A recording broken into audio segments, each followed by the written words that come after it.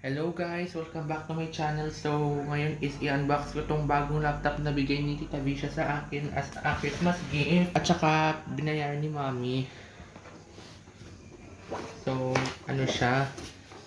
Lenovo yung tatak niya. Di bali, meron siyang Intel i5 na processor, 16GB na RAM, 500GB na solid state drive.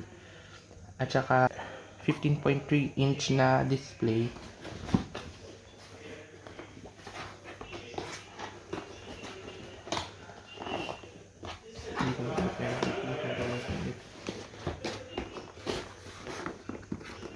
Thank you, Maisel. Siya yung cameraman ko ngayon.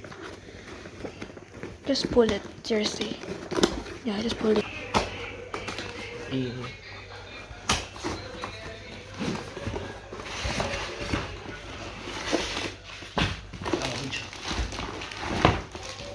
Wow, ito yung laptop ko. Ito siya, so nakatakip lang ang plastic sa package para sa packaging niya. Nasa naman yung mga accessories niya.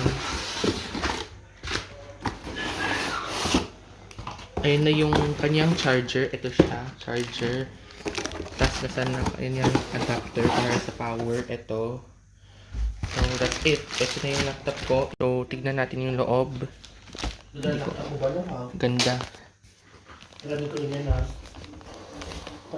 Ayan yung laptop ko, 15.6 inch display, 1920 x 1200 resolution. So sineset up ko yung laptop ko ngayon. At saka yes, medyo matagal siya. So dito lang matatapos itong unboxing video ng laptop ko. We'll see you next time. Bye!